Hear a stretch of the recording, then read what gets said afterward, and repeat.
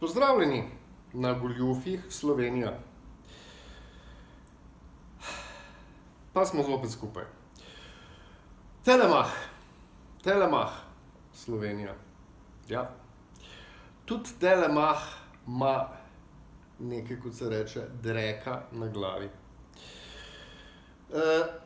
Bi rekel, tle gre sicer za širšo zadevo, kjer se vam že omenil, tamle imate noter med Goljufi Slovenija, lahko pogledate Jaka Drobnič, Medina Đolić in pa Telekom.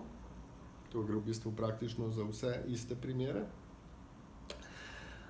Jaka Drobnič ni naročil samo na Telekomu telefon in vklopil moneto, temveč je enako naredil tudi pri Telemachu.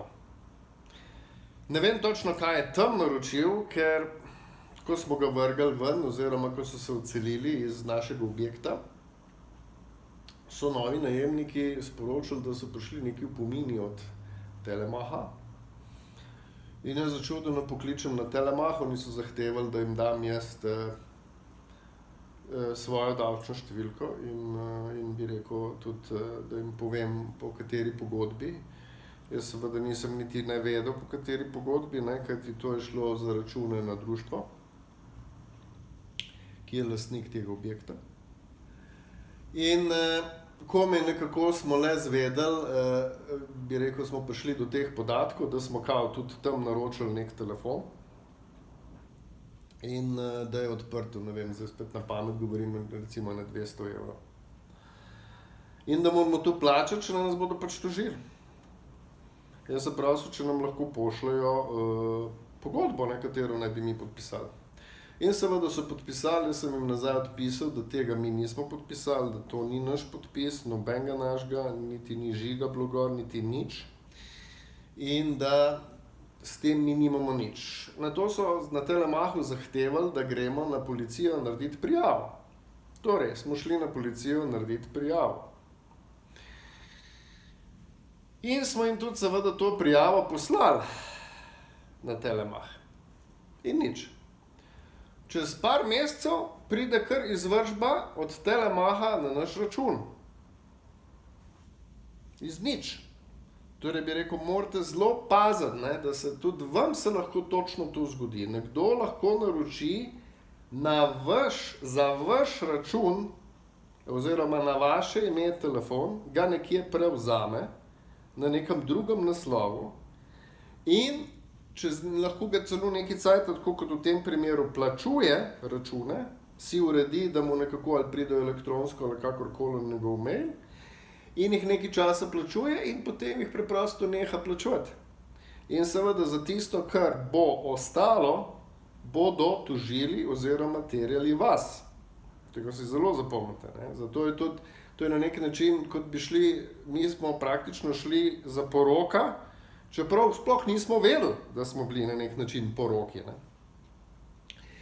In seveda se je točno to zgodilo, potem je prišla izvršba, mi smo se pritožili, dodali vse dokumente in tudi jasno bi rekel povedali, da mi nismo tega naročili in tudi razvidno je bilo z dokumentacije.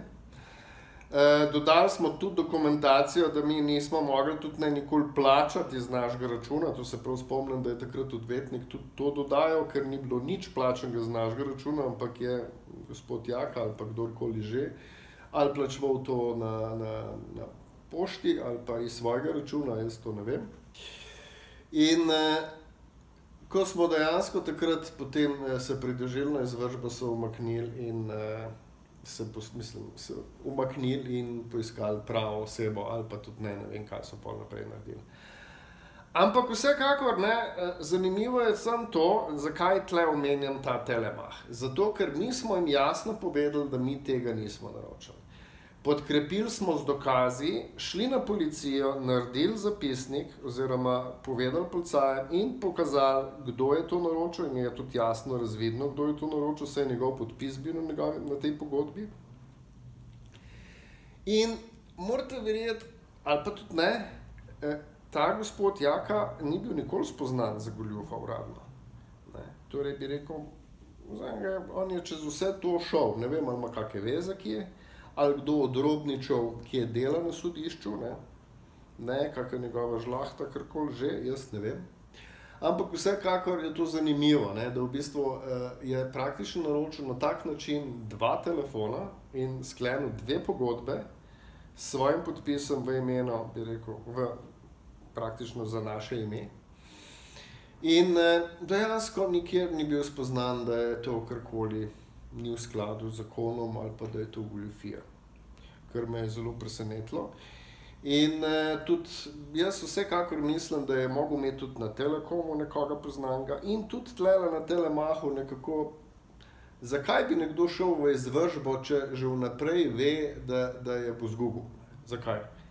Ne, torej bi rekel, sem zato, da nekdo lahko dobro zasluži, ne, torej bi rekel, odvetnica je v tem primeru dobro zaslužila, enako je pri Telekomu odvetnik dobro zaslužil, da je šel v izvršbo in potem kao, razumeš, se ven iz tega zmotil nekako, ne vem, me tudi ne zanima, ampak vsekakor tukaj morajo laufati neke provizije, tukaj gre za neko korupcijo. Celo govoril sem z enim gospodom, ki ga osebno poznam in je bil včasih direktor Telekoma, in je sam rekel, ne, zakaj se grejo to, zakaj to delajo. Tukaj mora nekdo nekaj zaslužiti. Ne. Ker zakaj bi šel tožiti in preganjati neko osebo in mu delati sive lase, če veš, da ni kriva in imaš pred sabo vse dokumente, da ni nič naredila, tako kot smo bili mi v tem primeru Društvo Dražba. Ampak vseeno greš v to. Torej mora biti neka zadeva v ozadju. In se veste, riba smrdi pri glavi, tako smrdi tale Telekom, kot sem vam omenil, smrdi tudi Telemach v tem primeru in seveda je vse to, kar sem vam povedal, tudi preverljivo in za vse te stvari imam tudi dokaze, če bi kdorkoli jih zahteval oziroma hotel vpogledati v zadevo. Želim vam seveda lep dan, pazite se goljufov, Slovenija. Naročite se na kanal, da vas lahko obvestim o vseh možnih goljufijah, ki se, bi rekel, trenutno dogajajo v Sloveniji. In lep pozdrav, God Franci.